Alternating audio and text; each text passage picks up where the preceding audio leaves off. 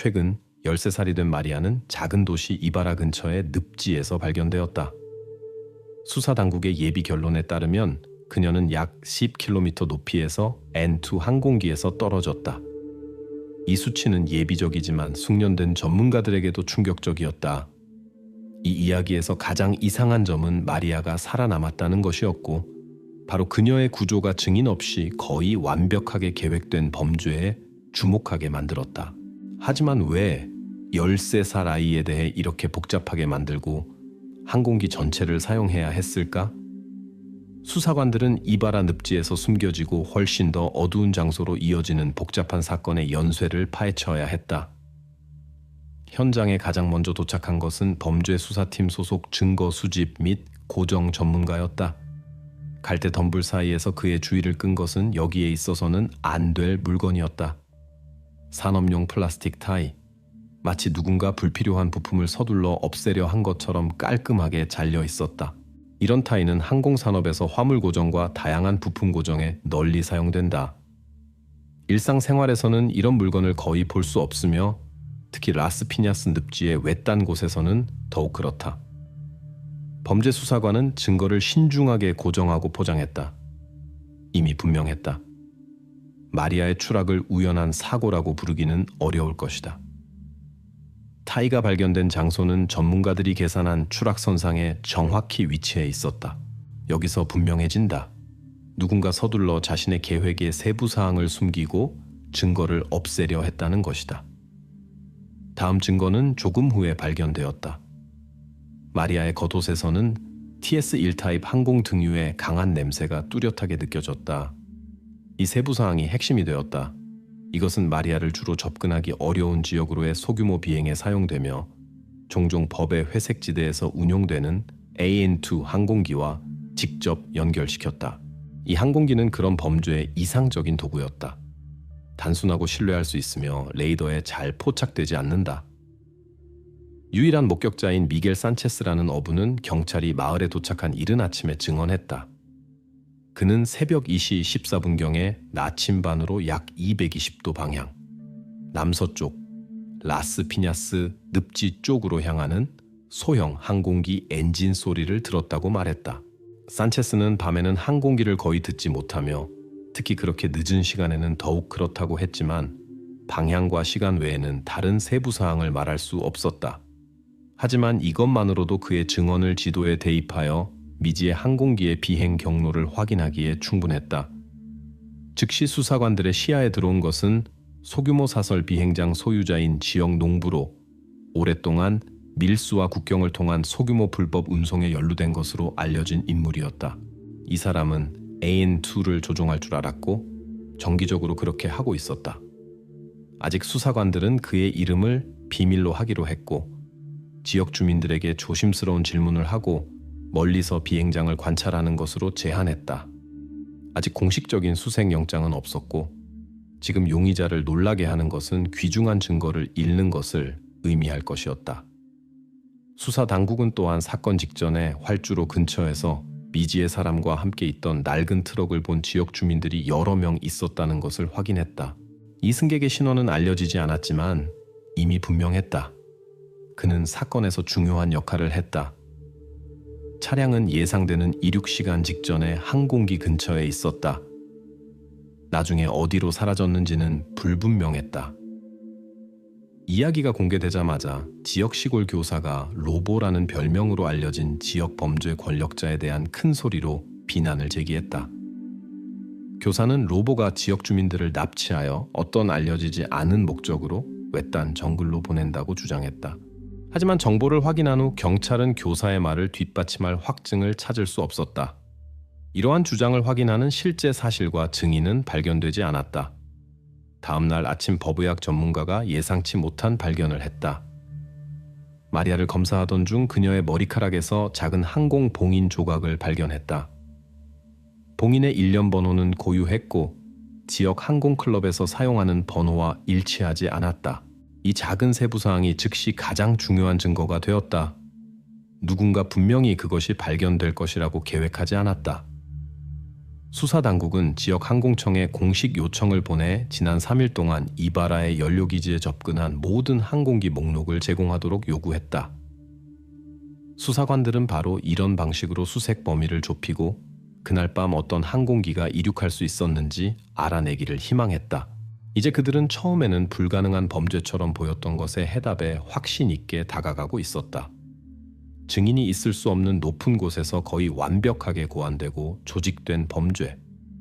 그리고 만약 마리아가 살아남지 않았다면 이 사건은 그저 지방 외곽의 어딘가에서 일어난 또 다른 설명할 수 없는 사고로 남았을 것이다.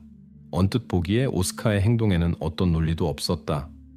이바라 근처의 조용한 마을에서 평생을 산 평범한 농부가 갑자기 밤마다 낡은 에인2를 최대 고도까지 올리기 시작했다. 농부가 비행에 대한 공식 허가조차 없었다면 누가 그리고 왜 이런 이상한 야간 비행이 필요했을까? 수사는 용의자의 이력에서 흥미로운 사실을 빠르게 밝혀냈다. 경찰의 공식 요청으로 최근 얻은 오스카의 은행 문서에는 50만 2천 달러의 큰 송금이 기록되어 있었다. 돈은 여구의 지역 중 한 곳에 등록된 계좌에서 온 것으로 사건 한 달 반 전에 정확히 들어왔다. 송금의 출처나 명확한 목적은 기재되지 않았지만 바로 이 날짜 이후 오스카는 정기적으로 N2로 야간 비행을 시작했으며 화물이나 경로에 대한 어떤 등록도 없이 했다. 조종사가 직접 작성한 비행 일지에는 의심스러운 공백이 있었다. 지난 2주일 동안 3번의 비행이 기록되어 있었는데 모두 야간에 이루어졌으며 동반 서류와 공식 허가 없이였다. 비행은 분명히 은밀한 모드로 수행되었으며 이것만으로도 항공규칙의 심각한 위반이었다. 용의자의 농장에서 비공식적인 형태로 진행된 초기 신문에서 오스카는 자신 있고 침착했다. 그날 밤 사건에 대한 직접적인 질문에 그는 명확하고 짧게 답했다. 그 시간에 나는 밭을 경작하고 있었다. 어디에도 비행하지 않았다. 이것은 확인할 수 있다. 바로 이 주장에서 농부는 실수를 저질렀는데 경찰이 이미 그의 말과 모순되는 데이터를 가지고 있다는 것을 모르고 있었다. 수사 당국은 야간 항공기 경로를 기록하는 유럽 센티넬 프로그램에서 얻은 위성 이미지를 보유하고 있었다. 바로 이 이미지들이 현지 시간 새벽 2시 5분에 라스피냐스 늪지 방향으로 이동하는 항공기의 실루엣을 명확히 보여주었다. 더욱이 기체에 항법등이 꺼져 있어 단순한 농업작업의 가능성을 명백히 배제했다. 농부는 분명히 그런 통제의 가능성을 의심하지 않았고 경찰은 모순을 확인한 후 아직 카드를 공개하지 않기로 결정하여 오스카가 자신의 알리바이가 여전히 유효하다고 생각하도록 했다. 하지만 농장에 경찰이 방문한 직후 새로운 증인이 나타났는데 카를로스 멘데스라는 이름의 오스카의 이웃이었다.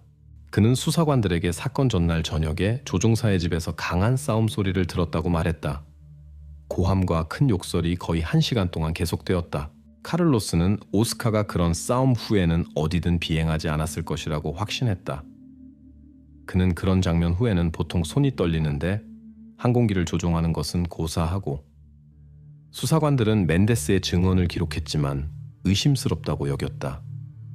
이웃의 감정은 개인적인 반감이나 다른 무언가로부터 주의를 돌리려는 욕구에 의한 것일 수 있었다.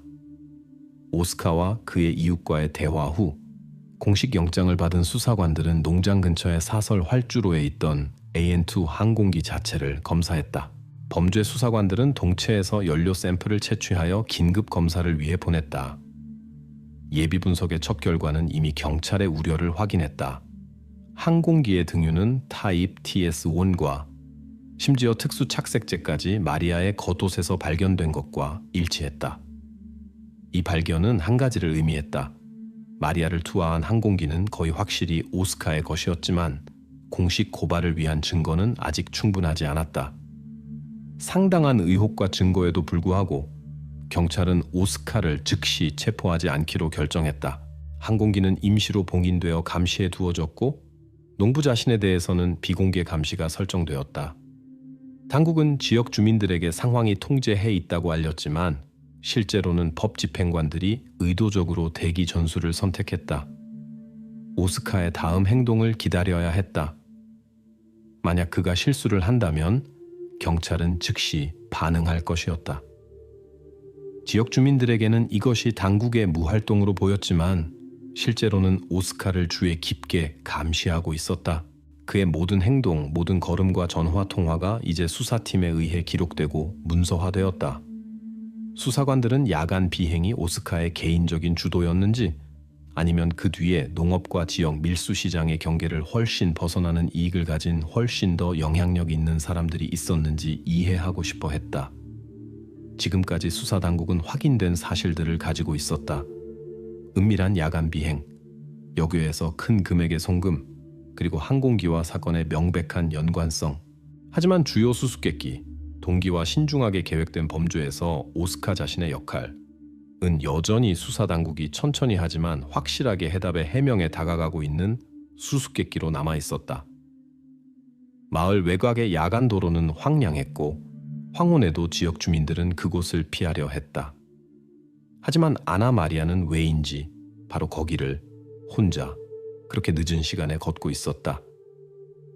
그녀의 어머니는 아나가 단순히 가축을 확인하러 나갔다고 주장했지만 진실은 그렇게 단순하지 않았다. 전문가들이 그녀의 전화기 데이터를 복구하기 시작했을 때 소녀의 삶에서 예상치 못하고 불안한 에피소드가 드러났다. 사건 전날 저녁 약 9시 방향에 아나 마리아는 마을 가장자리에 있는 작은 염소 우리를 확인하러 간다고 어머니에게 말하고 집을 나섰다. 그녀의 어머니의 말은 확신에 차 있었고 의심을 불러일으키지 않았지만 아나가 다닌 학교에서 경찰관들은 이상한 것을 발견했다. 사건 기록을 위해 교사들이 사용하는 전자일기에는 상당히 불안한 내용의 최근 기록이 포함되어 있었다. 이 기록에 따르면 아나 마리아는 사건 하루 전에 한 동급생과 갈등을 빚고 담임 교사가 기록한 위협을 했다. 하지만 교사는 이것을 심각하게 받아들이지 않고 아이들의 감정으로 치부했다. 수사관들이 아나 마리아의 부모에게 소녀와 용의자 조종사 사이의 가능한 연관성에 대해 질문했을 때 가족은 그들이 알고 있다는 사실조차 단호히 부정했다. 어머니의 말에 따르면 아나는 마을 밖에 낯선 사람들과 연결된 적이 없었고 오스카 같은 사람과 소통할 수는 더욱 없었다. 하지만 아나 마리아의 전화기에서 나온 GPS 데이터는 가족의 말과 모순되었다. 지리적 위치 기록에 따르면 소녀의 전화기는 3월 5일 저녁에 조종사 오스카 소유의 창고 근처에 있었다.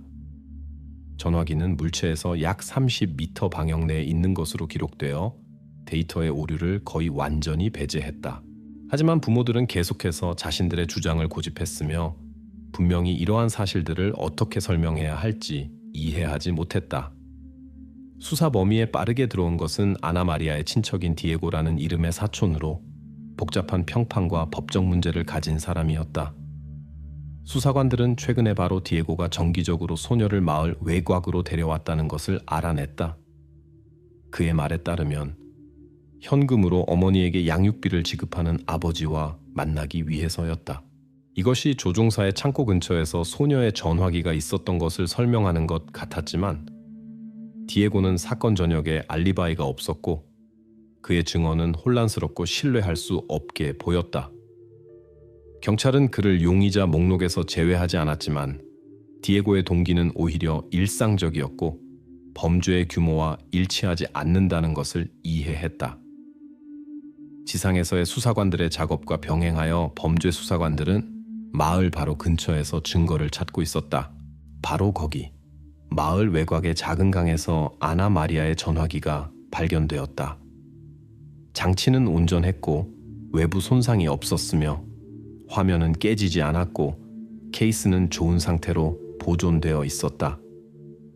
이것은 한 가지만을 의미했다. 전화기는 의도적으로 물에 던져졌으며 추가적인 추적과 데이터 복구 가능성을 방지하기 위해 미리 배터리를 빼낸 채로였다. 바로 이 단계가 경찰의 주의를 끌었다. 일반적인 범죄자라면 발각을 두려워하여 전화기를 부수거나 파괴했을 것이다. 하지만 누군가는 분명히 장치를 보존하고 싶어 했고 나중에 그것을 되찾아 다른 곳에서 처분할 가능성을 남겨두었다. 수사당국은 즉시 전화기를 실험실로 보내 장치의 마지막 활동을 복구했다.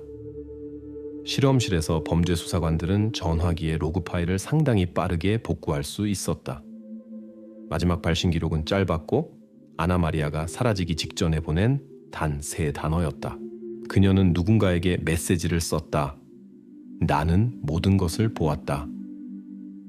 메시지의 수신자는 아직 알려지지 않았지만 텍스트 자체는 분명히 아나 마리아가 중요한 무언가의 목격자가 되었다는 것을 나타냈으며 아마도 바로 그것 때문에 그녀를 그렇게 잔혹하게 제거하려 했을 것이다.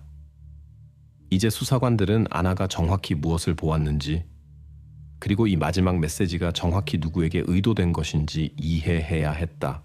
바로 이 지점에서 소녀, 조종사, 그리고 처음에 예상했던 것보다 훨씬 더 밀접하게 이 모든 이야기 뒤에 있던 사람들을 연결하는 수사의 새로운 전환이 시작되었다. 수사당국은 이미 외부 목격자 버전을 포기할 준비를 하고 있었다. 너무 높고, 너무 늦고, 너무 인적이 드물었다. 하지만 갑자기 수사관들이 불가능하다고 여겼던 바로 그것을 보았다고 주장하는 사람이 나타났다. 이 새로운 증인인 어부 알레호는 주장했다. 그날 밤 늪지 위 하늘에서 그는 보름달을 배경으로 스쳐 지나가는 사람의 실루엣을 명확히 구별했다고. 경찰은 처음에 증언을 회의적으로 받아들였지만 곧 그들은 자신들의 의견을 바꿔야 했다. 54세의 지역 어부 알레호 고메스는 거의 매일 밤을 물에서 보내며 판매용 미끼를 채취했다. 그날 밤 그는 늪지에서 약 5km 떨어진 곳에서 배에 서서 조용하고 체계적으로 지렁이를 모으고 있었다. 배에는 그가 보통 야간 어획을 기록하는 데 사용하는 작은 비디오 카메라 고프로가 고정되어 있었다. 바로 이 카메라가 알레호가 기록을 경찰에 넘겼을 때 예상치 못하게 핵심 증거가 되었다. 촬영된 자료를 검토하면서 전문가들은 야간 하늘에 2번의 밝고 짧은 섬광에 주목했다. 섬광들은 비정상적으로 보였고 이 지역을 정기적으로 비행하는 상업용 항공기나 다른 항공기의 신호등과는 전혀 닮지 않았다. 처음에 이 장면들은 수사관들을 막다른 길로 몰았다. 알레호가 증언을 하도록 초대받았을 때 수사관들은 직접 그가 최소한 대략적으로라도 항공기를 묘사할 수 있는지 물었다. 어부의 답은 항공에 정통하지 않은 사람에게도 간단하고 이해할 수 있었다. 항공기는 복엽기였다. 여기서 자주 지나가는 오래된 옥수수 비행기 같았다. 나는 자주 그것들을 보니까 틀리지 않을 것이다. 그런 묘사는 AN2 항공기와 완전히 일치했고 이는 즉시 수사관들의 주의를 조종사 오스카에게 되돌렸다. 이제 알레호의 증언이 훨씬 더 설득력 있게 보였다. 같은 시기에 경찰에서는 이 지역을 통과하는 마약 밀매와 관련된 버전이 적극적으로 논의되었다. 고프로 장면의 섬광들은 언뜻 보기에 지역 운반책들이 야간 밀수품 투에 사용하는 신호탄을 연상시켰다. 경찰은 심지어 일어난 일과 항공을 자신들의 목적에 사용하는 것으로 알려진 지역 마약 카르텔 중 하나와의 가능한 연관성을 검토하기 시작했다. 이것은 수사팀의 일부를 산만하게 했고 주위가 일시적으로 카르텔로 전환되어 창고, 가능한 경로와 화물 투하 지점들이 확인되었다. 하지만 곧 마약 카르텔 버전이 약해지기 시작했다. 확인 결과 그날 밤 어떤 이동이나 새로운 경로도 발견되지 않았다. 거짓 단서는 여전히 버전 목록에 남아 있었지만 그것에 대한 관심은 식기 시작했다. 수사의 전환점은 고프로 카메라의 기록이 사진 측량법을 이용한 추가 검사를 위해 전달되었을 때 왔다. 상세한 분석 후에 알레호의 카메라에 포착된 섬광들이 신호탄이 아니라는 것이 완전히 명확해졌다.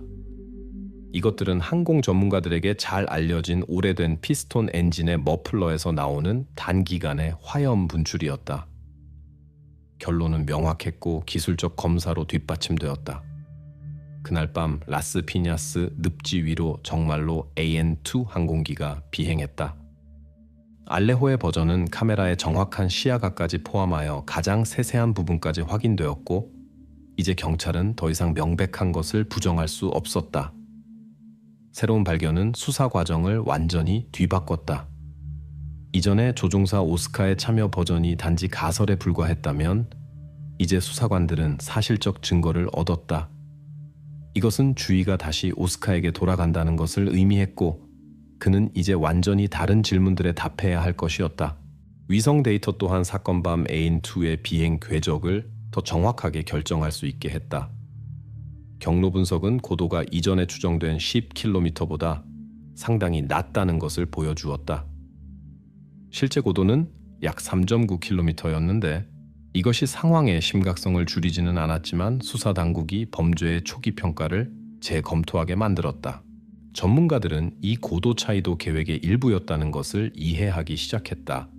아마도 용의자들이 의도적으로 고도를 과장하여 수사를 더욱 혼란스럽게 만들려 했을 것이다. 이제 항공기와 고도를 둘러싼 전체 시나리오가 경찰을 궤도에서 벗어나게 하기 위해 신중하게 고안되었다는 것이 분명해졌다.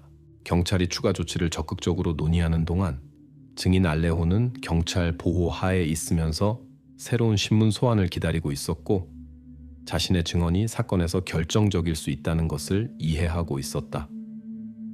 수사 과정에서 경찰은 역설적인 상황에 직면했다.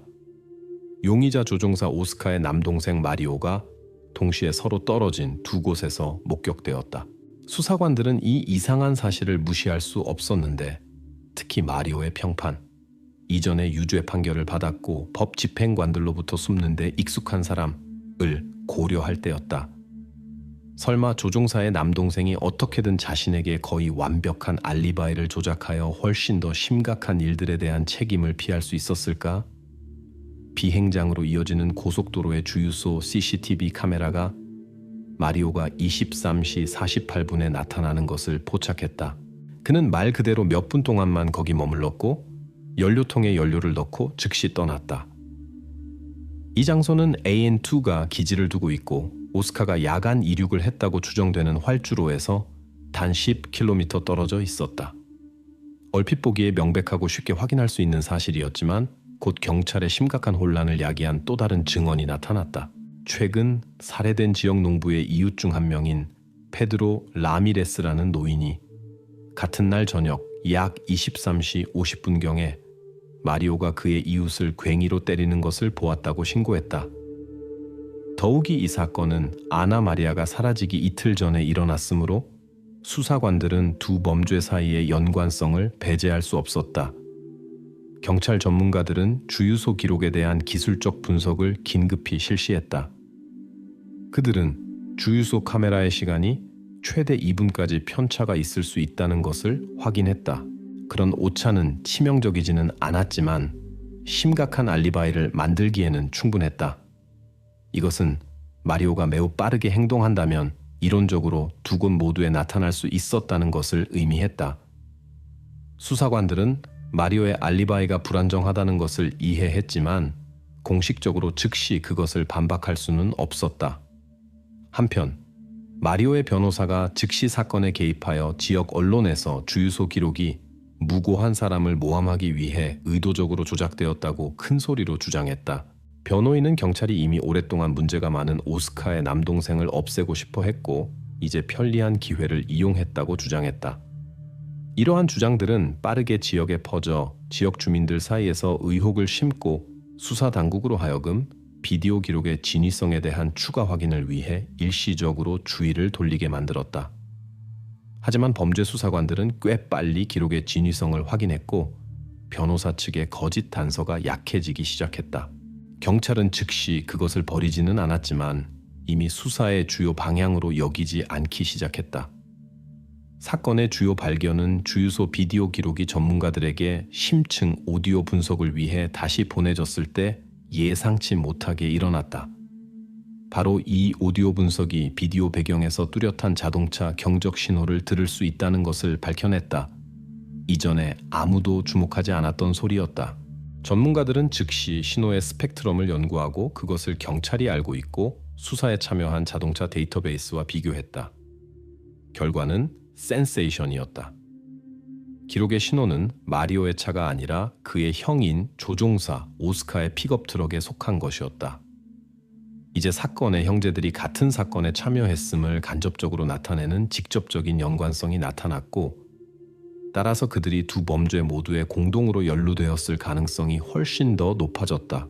이 발견 후 경찰은 두 개의 다른 사건을 하나의 수사로 통합하기로 결정했다. 농부에 대한 잔혹한 공격과 아나 마리아의 납치를 단일 수사로. 이제 두 형제, 오스카와 마리오가 동시에 수사의 중심에 있게 되었다. 그들의 행동과 경로는 하나의 연결된 사건의 연쇄로 연구되기 시작했다. 동시에 마리오 자신은 여전히 찾을 수 없었고 상황이 그에게 유리하지 않게 급격히 변했다는 것을 분명히 이해하며 계속 숨어 있었다. 수사관들은 이제 이 사건들에서 아직 일반 대중에게 알려지지 않은 또 다른 동기가 있을 수 있다고 확신 있게 추정했고 바로 그것이 일련의 범죄의 원인이 되었다. 하지만 형제들의 행동의 진정한 이유를 밝히는 것까지는 아직 멀었다. 수사는 다시 조종사 오스카의 인물로 돌아갔지만 이제는 그의 남동생을 통한 관점에서였고 이 사건의 전환은 분명히 새롭고 더 어두운 발견들을 위협했다. 하지만 경찰은 두 용의자 모두를 놀라게 하지 않고 그들이 새로운 방어선을 개발하는 것을 허용하지 않기 위해 조심스럽게 행동했다. 이제 마리오는 공식적으로 수배자 명단에 올랐고 경찰은 그의 체포를 위한 대규모 작전을 준비했다. 한편 형제들이 어떻게 그렇게 복잡한 이야기에 연루될 수 있었는지에 대한 질문은 여전히 공식적인 답이 없었다. 하지만 수사관들은 확신했다. 곧 그들에게 모든 것이 완전히 이해될 것이다. 수사 당국이 이미 용의자 범위를 좁히기 시작했지만 새로운 세부 사항이 아나 마리아의 사촌 리카르도에게 돌아가게 만들었다. 바로 그가 수사 초기에 가장 의심스러워 보였다. 하지만 왜인지 경찰은 그의 GPS 추적기가 바로 지역 농부 살해와 일치하는 날에 정리되었다는 사실에 오랫동안 주의를 기울이지 않았다. 사촌이 이 데이터를 파괴하면서 무엇을 숨기고 있었을까? 경찰은 리카르도를 이미 공식적인 순서로 반복 신문에 소환했다. 수사관들은 구체적인 날짜에 관심이 있었다. 3월 5일. 바로 이날 조종사 오스카와 마리오의 이웃 살해가 일어났다. 신문에서 리카르도는 긴장했고 분명히 답변에서 혼란스러워했지만 아나 마리아의 실종과 이웃의 죽음 모두에 대한 자신의 연관성을 단호히 부정했다. 결국 그는 단 하나의 사실만 인정했다. 정말로 그날의 모든 이동 기록을 삭제했지만 우연히 그랬다고 설명했는데 전화기가 정지되어 장치를 재시작해야 했다는 것이었다. 하지만 수사관들은 이미 그의 오토바이 검사 결과를 받았다. 핸들에서 가장 작은 혈액 방울이 발견되었는데 그 출처는 지금까지 이해되지 않았다. 초기 검사는 혈액이 아나 마리아나 살해된 이웃의 것이 아니라는 것을 배제했다. 경찰은 샘플을 확장된 DNA 검사를 위해 보냈는데 그 결과는 곧 알려질 예정이었다. 왜 정기적으로 아나 마리아를 마을 외곽으로 데려갔는지에 대한 질문에 리카르도는 확신 있게 그것이 오직 그녀의 편의를 위해서였다고 답했다. 그냥 그녀를 학교까지 태워다 주었다. 다른 것은 없었다. 누군가 그의 허락 없이 그의 오토바이를 사용할 수 있었는지에 대한 질문에 리카르도는 그런 가능성을 단호히 부정했다. 하지만 수사관들은 이미 더 많은 것을 알고 있었다. 증인 중 한 명이 마을 외곽 차고에서 일하는 지역 정비공이었다. 그는 경찰에게 리카르도가 작은 플라스틱 연료통에 항공 등유를 넣는 것을 여러 번 보았다고 말했다. 바로 아나 마리아의 옷과 AN2 항공기 동체에서 발견된 그 연료 타입이었다. 바로 이 순간에 경찰은 정비공의 증언을 주의 깊게 재확인하기로 결정했다. 리카르도가 어떤 항공모험이나 범죄에 연루될 수 있다는 버전은 너무 명백해 보이면서 동시에 완전히 믿기 어려웠다. 하지만 정비공의 말에 명백한 부조리에도 불구하고 그는 설득력 있게 보였다. 리카르도는 항공 연료를 다룬 적이 없다고 단호히 부정했다. 이 거짓 단서는 추가 확인이 필요했고 수사 당국의 상당한 자원을 분산시켰다. 하지만 곧 아나 마리아의 사촌 오토바이에서 발견된 혈액에 확장된 DNA 검사 결과가 나왔다. 그것들은 수사팀을 충격에 빠뜨렸고 수사 방향을 완전히 바꿨다. 리카르도 소유의 오토바이 핸들의 혈액은 수배의 중이고 숨어있는 조종사의 형 마리오 피의 것으로 밝혀졌다. 피해자의 친척 오토바이에 마리오의 혈액이 어떻게 나타날 수 있었는지 이것은 완전히 새로운 수사 방향이었다. 리카르도는 이 사실을 어떻게도 설명할 수 없었다.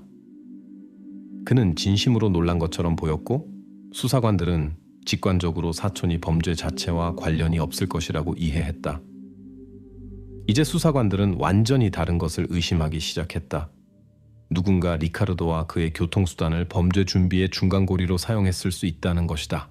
이 중요한 증거를 받은 후 경찰은 내부 회의를 열었다. 아나 마리아의 사촌에게서 일시적으로 의혹을 거두기로 결정되었다. 그는 공식적으로 용의자 지위에서 해제되었지만 필요시 다시 소환될 수 있다고 경고받았다. 더 중요한 것은 다른 것이었다. 리카르도의 오토바이에 있는 마리오의 혈액은 누군가 자신의 목적을 위해 리카르도의 오토바이를 적극적으로 사용했다는 것을 의미했다. 이것은 수사의 사건들에 대한 완전히 새로운 관점을 열어주었다. 이제 수사 당국은 첫 단계에서 논리적으로 보였던 이론들을 빠르게 버리기 시작했다. 사촌의 직접적인 공모 버전이 사라졌고 그의 연료를 이용한 독립적인 이동 버전도 약해지기 시작했는데 야간 항공기 비행을 위한 연료를 마리오나 오스카 자신과 연결된 다른 누군가가 운반했을 수 있다는 새롭고 더 현실적인 가설이 나타났기 때문이다. 이렇게 수사는 다음 단계로 들어갔고 여기서 점차 초기 버전들에서 벗어나 피 형제들의 핵심 인물들에 집중했다. 사촌은 더 이상 중심 용의자가 아니었고 경찰은 이제 마리오 수색과 그가 아나 마리아의 납치와 이웃 살해의 복잡한 이야기에서 정확히 어떤 역할을 했는지 확인에 노력을 집중했다. 수사관들에게는 모든 사건의 해답이 바로 두 형제의 동기와 행동에 숨어 있다는 것이 명백해지고 있었고 리카르도는 아마도 그들의 복잡한 게임에서 우연하고 무지한 인물이었을 것이다. 수사팀이 이미 거의 완전히 용의자 형제들 수색에 집중했을 때 늪지대에서 작업하던 수색대에서 새로운 신호가 들어왔다. 지상에서 15m 높이의 높은 나무 꼭대기에서 이상한 발견물이 발견되었다. 20mm 폭의 나일론 스트랩으로 깔끔하게 묶인 고리. 고리는 완전히 부적절해 보였는데 마치 누군가 의도적으로 그것을 거기에 보이는 곳에 하지만 동시에 손이 닿지 않는 곳에 남겨둔 것 같았다. 그리고 수수께끼는 그것의 기원뿐만 아니라 실험실에서 발견한 재료의 특이한 성질에도 있었다. 고리는 그 위치를 신중하게 고정한 후 매우 조심스럽게 나무에서 제거되었다. 언뜻 보기에 스트랩은 완전히 평범해 보였다. 조미라고 경고하며 항공 사용에 전형적이었다. 하지만 범죄 수사관들은 즉시 세부 사항들의 특이한 조합을 주목했다. 첫째, 스트랩의 섬유는 AN2 항공기의 움직이는 메커니즘을 위한 윤활제로 사용되는 액체 파라핀에 젖어 있었다. 이 윤활제는 민간 목적으로 사용되지 않으며 발견된 물체를 특정 항공기 타입과 명확하게 연결시켰다. 하지만 전문가들을 크게 놀라게 한 한 가지 사실이 있었다. 스트랩에는 이전에 발견된 모든 증거가 말 그대로 젖어 있던 항공 등유의 특징적인 냄새가 없었다. 등유 대신 섬유에서는 고리가 나무에 있게 된 후에만 거기에 있을 수 있었던 가장 작은 늪지포자 입자들이 발견되었다. 이것은 스트랩이 사건 후에 거기에 나타났고 지역 환경의 흔적을 얻기에 충분히 오랫동안 현장에 남아 있었다는 것을 말해주었다. 수사 당국은 두 가지 버전을 제시했다. 첫 번째, 스트랩이 항공기 내부 화물 고정에 사용되었고 어떻게든 밖으로 버려졌을 수 있다는 것. 두 번째는 덜 명백한 것으로 스트랩이 낙하산 시스템의 일부였다는 것. 마지막 버전은 즉시 의혹을 불러일으켰다. AN2에는 낙하산이 기록되지 않았고 어떤 문서도 오스카의 항공기에 낙하산이 있다는 것을 확인하지 않았다. 두 버전 모두에 대한 확인이 병행으로 진행되었지만 어느 것도 명확한 답을 주지 않았다. 수사 배경에서 지역 마약 카르텔과 관련된 버전이 다시 제기되었다. 누군가 고리가 마약 패키지 2에 사용될 수 있다고 가정했다. 이미 이 지역에서 기록된 방법이었다. 수사관들은 카르텔의 작업 방법에 익숙한 전문가들에게 스트랩을 추가 확인을 위해 보냈다. 전문가들은 빠르게 이런 타입의 스트랩이 지역 마약 운반책들에 의해 사용된 적이 없다는 결론에 도달했다. 버전은 공식적으로 배제되었고 경찰은 이 수사 방향을 최종적으로 닫았다. 핵심적인 돌파구는 범죄 수사관들이 지문에 대해 고리를 신중하게 검사했을 때 일어났다. 여러 시간의 분석 후에 그들은 유일한 명확한 지문을 분리할 수 있었다. 그것을 데이터베이스와 비교했을 때 지문이 수사에 이미 알려진 사람의 것이라는 것이 밝혀졌다. 그것은 지금까지 공식적으로 수사에 등장하지 않았던 조종사의 조수인 것으로 밝혀졌다. 그의 연관성의 사실은 새롭고 극히 중요했다. 이제 수사 당국은 항공기와 그날 밤의 사건들과 직접 연결된 또 다른 인물을 얻었다. 조종사 조수의 지문 발견은 즉시 수사에 새로운 추진력을 주었다. 경찰관들은 즉시 그의 집 수색을 위한 공식 영장을 요청했고 추가 증거를 찾거나 이 범죄에서 그의 정확한 역할을 이해하기를 희망했다. 문서가 준비되는 동안 수사관들은 조종사 조수가 이전에 추정된 것보다 훨씬 더 중요한 역할을 할 수 있는 새로운 사건 버전을 구축하기 시작했다. 고리는 모든 이야기의 실을 최종적으로 하나로 연결한 가장 중요한 물적 증거인 것으로 밝혀졌다. AN2 항공기, 조종사 오스카, 그의 형 마리오, 그리고 이제 세 번째 사람, 조종사의 조수, 그의 참여가 분명히 우연이 아니었다. 수사는 새로운 단계로 들어갔다. 이제 경찰은 그 운명적인 밤의 사건들의 완전한 그림을 확립하는데 한 발 더 가까워졌다. 조수 자신은 아직 체포되지 않았고 경찰은 의도적으로 그를 무지의 상태로 두며 수색 결과를 기다렸다. 수사 주변에는 여전히 숨겨진 기대의 분위기가 보존되어 있었다. 이제 수사관들이 정확히 어디로 더 나아갈지 알고 있고 다음에 결정적인 단계를 취할 준비가 되어 있는 것 같았다. 한편 마약 카르텔 버전은 최종적으로 버려졌다. 스트랩 고리는 이 방향을 버전 목록에서 공식적으로 배제한 고리가 되어 수사 공간을 불필요한 소음과 여분의 산만함으로부터 정화했다. 이제 모든 주의는 완전히 조종사의 조수에게 집중되었고 그의 집 수색이 곧 실시될 예정이었다. 조종사의 조수 디에고의 체포는 수사에서 진정한 돌파구가 되었다. 신문의 첫 몇 분 동안 수사관들은 그의 흉골에 이상한 타박상을 발견했는데 이는 AN2 항공기 무늬 금속 손잡이의 형태와 크기를 명확하게 반복하고 있었다. 하지만 디에고 자신은 자신의 부상에 대해 완전히 다른 이유를 고집했다. 그리고 수사관들은 단지 의혹에만 의존하지 않고 그날 밤 사건들에 대한 그의 연관성의 실제 증거를 찾아야 했다. 경찰은 신속하게 디에고의 의료 기록을 요청했다. 수사관들이 지역 클리닉에서 받은 의료 카드에 따르면 그는 사건 하루 후인 3월 8일에 도움을 요청했다. 의사는 흉골 부상을 기록했고 디에고 자신은 당시 그것을 가정사고로 설명했다. 차고에서 사다리에서 떨어졌다고 했다. 그 순간에는 아무도 이 사실에 주의를 기울이지 않았다. 이제 수사관들은 그런 부상이 급격한 기동 순간에 AN2 객실에 있던 사람에게 전형적이라는 것을 정확히 알고 있었다. 의료 기록과 동시에 경찰은 디에고의 전화기에 접근할 수 있었다. 화면에서 수사관들은 그의 전화기에서 3월 7일 새벽 3시 10분에 보낸 메시지를 보았다. 아나마리아가 항공기에서 투하된 지 단 1시간 후였다. 메시지에는 단지 다음과 같은 말들만 있었다. 부탁한 대로 했다. 돈은? 메시지의 수신자는 아직 알려지지 않았지만 돈과의 연관성은 즉시 수사관들에게 조종사 오스카가 받은 큰 금액을 상기시켰다. 신문에서 디에고는 확신에 차 있고 자제하고 있었으며 자신은 단지 정비공일 뿐이라고 주장했고 항공기를 타고 공중에 올라간 적이 없다고 단호히 부정했다. 부상에 대해 직접 질문받았을 때 그는 사다리 이야기를 다시 반복했지만 그의 목소리의 긴장감은 이미 눈에 띄었다. 수사관들은 디에고의 거짓말이 이미 폭로 직전이라는 것을 이해했다. 하지만 수사를 일시적으로 복잡하게 만든 것은 디에고의 변호사였는데 그는 즉시 그의 의뢰인이 물리적으로 항공기에 있을 수 없었다고 주장했다. 그는 수사 당국에 디에고가 3월 7일 새벽 2시 30분에 창고 경비 근무에 들어갔다는 영수증을 제시했다. 이 순간에 창고 감시 카메라들은 기술적 오류로 인해 꺼져 있어서 용의자에게 작지만 중요한 알리바이를 제공했다. 수사관들은 잠시 이 버전을 확인하는데 주의를 돌려야 했지만 영수증은 진짜처럼 보였고 아직 아무것도 반대를 말하지 않았다.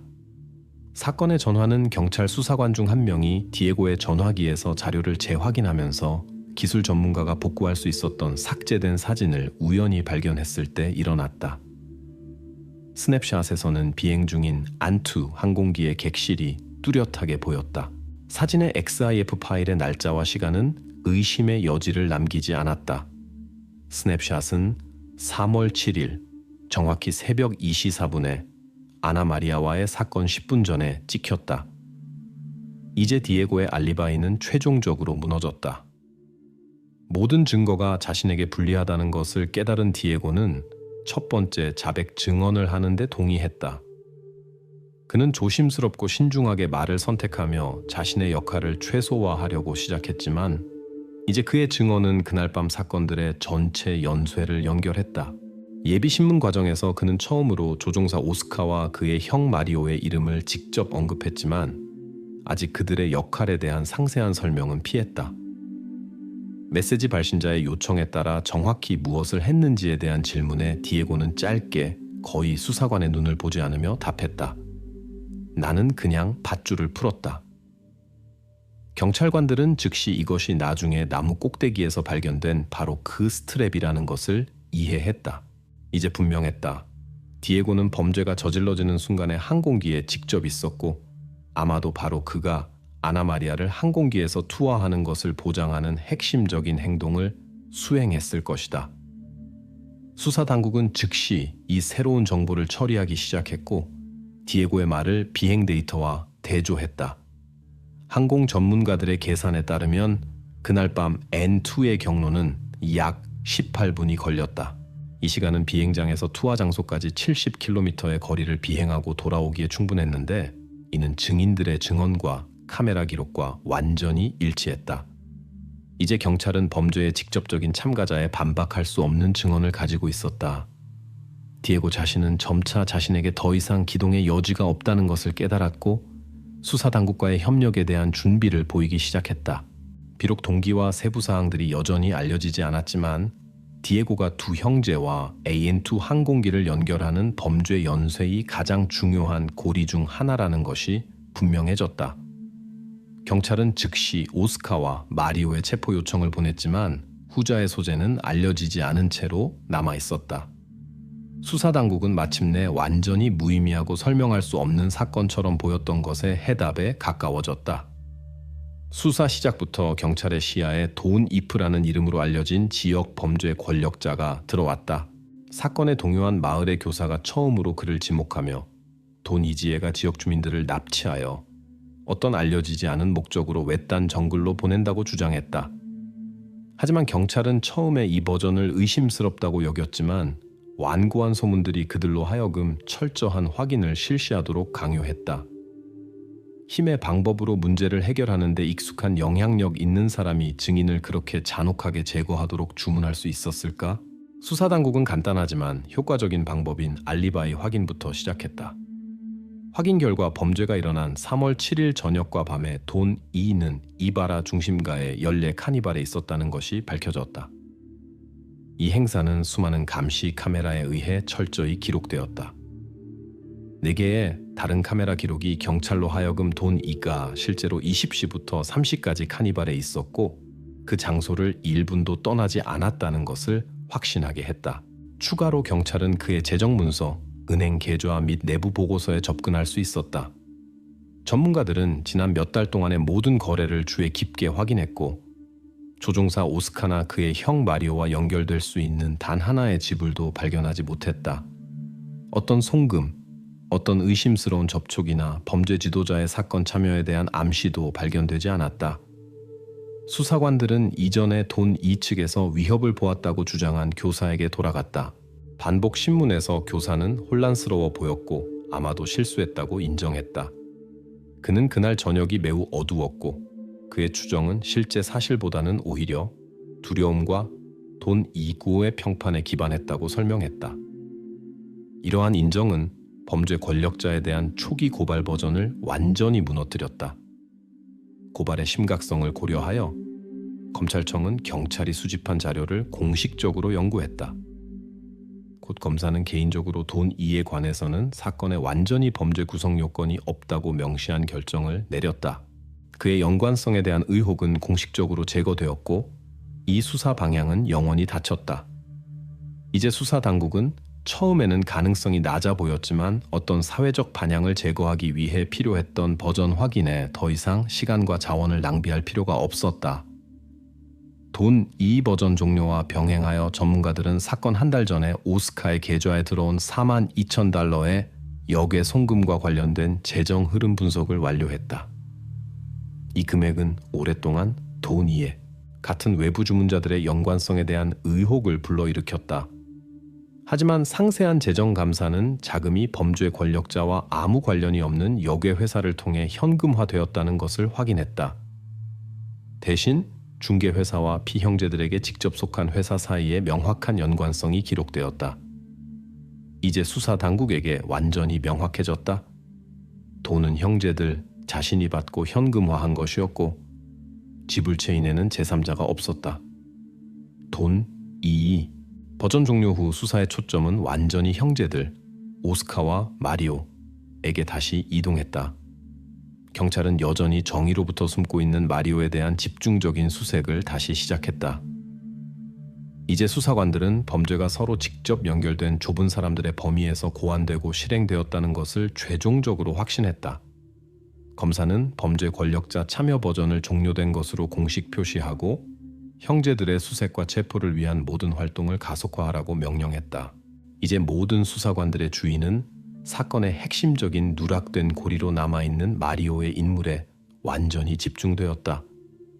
그를 찾는 것이 우선 과제가 되었고 수사 당국은 가까운 날들의 결정적인 단계를 취할 준비를 했다.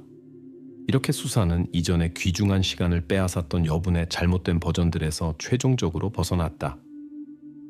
이제 수사관들 앞에는 이미 체포되어 첫 증언을 한 피형제들과 그들의 조수 디에고로 이어지는 명확하고 증거로 확인된 길이 있었다. 범죄 권력자 버전의 종료는 경찰이 진전에 대해 공개적으로 알리고 수색 범위를 좁히는 동시에 탈출이나 증거 은폐 시간이 거의 남지 않았다는 것을 분명히 알고 있는 마리오에 대한 압박을 증가시킬 수 있게 했다. 수사당국은 사건이 논리적 결말에 가까워지고 있다고 확신했고 이것은 단지 가까운 날들의 문제였다. 수사 시작부터 주요 수수께끼로 남아있던 것은 아나 마리아가 투하된 고도였다. 10km라는 수치는 그럴듯하지 않을 뿐만 아니라 AN2 타입 항공기에게는 거의 비현실적으로 보였다. 이제 항공기 조종석에서의 예상치 못한 발견 덕분에 정확한 고도를 확인하고 사건 후 첫날에 발생한 신화를 완전히 파괴할 가능성이 나타났다.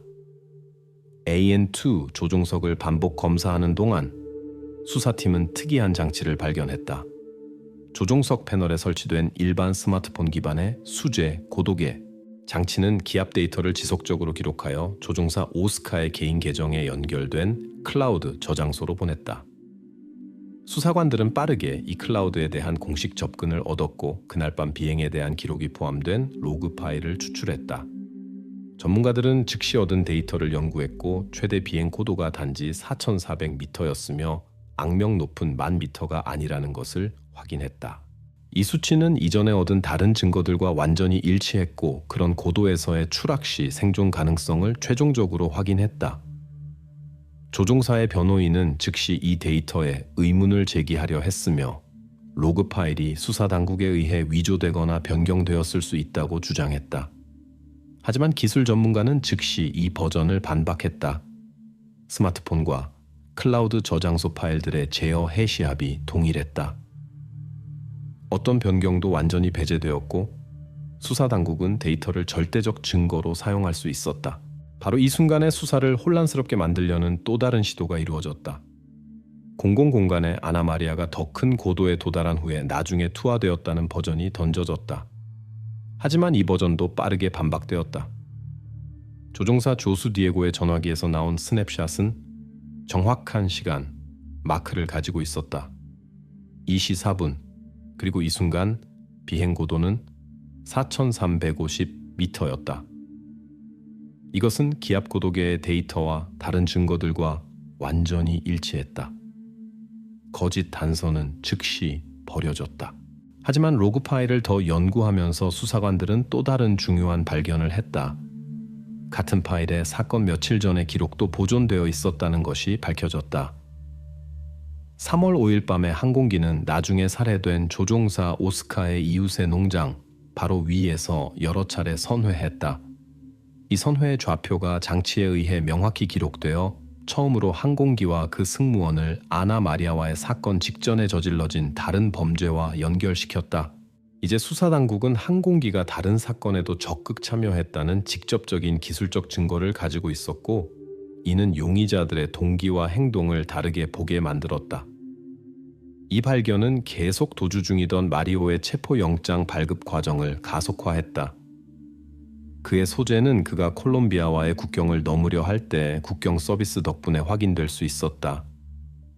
체포는 빠르고 합병증 없이 진행되었다. 이제 수사당국은 3명의 사건 관련자 모두를 처분할 수 있게 되었다. 조종사 오스카, 이미 증언한 조수 디에고, 그리고 숨어있던 형 마리오.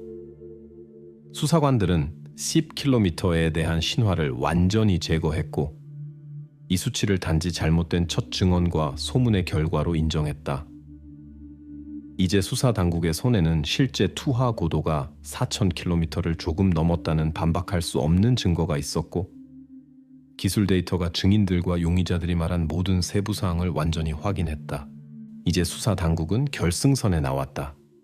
증거는 명확히 수렴했고 동기는 명확해지기 시작했으며, 수사관들에게는 이 범죄 뒤에 누가 있었는지에 대한 의심이 더 이상 남지 않았다.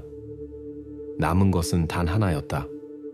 용의자들로 하여금 정확히 무엇이 그들을 그렇게 잔혹하고 신중하게 계획된 행동을 저지르게 했는지 말하게 하는 것이었다. 수사의 마지막 단계는 농장 위에 이상한 야간 비행의 이유를 포함하여 남은 모든 수수께끼를 최종적으로 밝히고 이웃의 살해를 후속 사건들과 연결해야 했다. 수사당국은 법정에서 일어난 일에 완전하고 설득력 있는 그림을 제시하기에 충분한 사실을 가지고 있었고, 검찰청은 최근 몇 년간 지역에서 가장 복잡한 사건 중 하나를 종료할 기소장을 준비하고 있었다. 이제 주요한 것은 완료되었다. 모든 용의자들이 경찰에 통제해 있게 되었고, 아나 마리아가 투하된 고도는 이미 수수께끼가 아니라 확인된 사실이 되었으며, 이것은 생존이 가능했고 여기에는 기적이 없다는 것을 이해하게 했다. 이것은 순수한 운과 우연이었고, 이것이 범죄를 밝히고 가해자들을 처벌할 수 있게 했다. 퍼즐의 마지막 조각들은 법정에 설치된 프로젝터 화면에 기압 로그에서 얻은 항공기 경로의 좌표가 나타났을 때 정확히 맞춰졌다. 법정은 조용해졌다. 피고인들의 얼굴에서는 그들이 이미 결말을 알고 있다는 것을 읽을 수 있었다. 실제로 이야기는 3월 7일 밤이 아니라 이틀 전에 시작되었다. 모든 것은 토지에 대한 사소한 분쟁으로 시작되었다. 조종사 오스카와 그의 형 마리오의 이웃이 거의 10만 달러로 평가되는 목초지의 일부를 양보하기를 거부했다. 얼핏 보기에 시골 거주자들의 일반적인 갈등이었다. 하지만 이웃의 땅에서 투쟁의 흔적이 발견된 바로 그날 밤에 모든 것이 돌이킬 수 없게 되었다. 아나 마리아는 우연히 이 사건의 목격자가 되었다. 그날 저녁 3월 5일 21시 45분에 그녀의 전화기에 짧은 기록이 나타났다. 나는 모든 것을 보았다. 그녀는 이 문구가 그녀의 삶을 영원히 바꿀 사건의 연쇄를 시작할 것이라는 것을 이해하지 못했다. 하지만 그녀는 누구에게 메시지를 보내는지 알고 있었다. 이것은 그녀가 신뢰하고 불행히도 그녀를 보호할 수 없었던 유일한 사람이었다. 마리오는 빠르게 자신을 위협하는 것을 이해했다.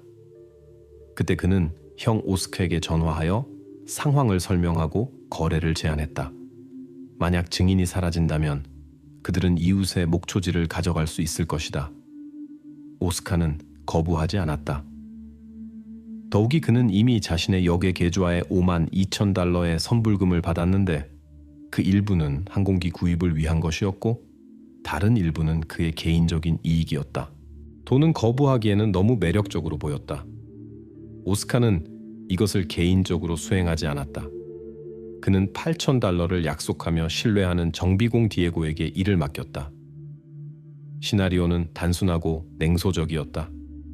증인을 붙잡고 비행장으로 데려가서 공중으로 올라간 다음 문제를 제거하는 방식으로 흔적이 남지 않도록 하는 것이었다.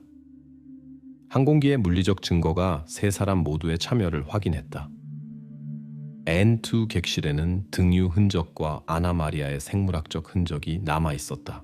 사진의 XIF 데이터로 뒷받침된 고독의 기록은 투하가 4,350m 고도에서 일어났다는 것을 확인했다. 이것은 10km 추락에 대한 전설을 완전히 파괴했고 아나 마리아가 어떻게 살아남을 수 있었는지 설명했다. 강에서 발견된 전화기가 그녀의 원치 않는 증인으로서의 지위를 최종적으로 확인했다. 하지만 법정에서 마리오는 자신의 형에게 모든 책임을 전가하려 했으며 납치 조직에 참여하지 않았다고 주장했다. 하지만 그의 말은 빠르게 반박되었다. 조종사의 조수 디에고가 대질 신문에서 자신이 만든 음성 녹음을 제시했는데 거기에서 마리오의 목소리가 명확히 들렸다. 그냥 그녀를 자루처럼 던져라. 이것이 책임에 대한 문제에 마침표를 찍는 마지막 터치였다. 법원의 판결은 차갑고 짧게 울려 퍼졌다. 3명 모두 장기간의 수감형을 받았다. 이 순간 법정에 정적이 흘렀다.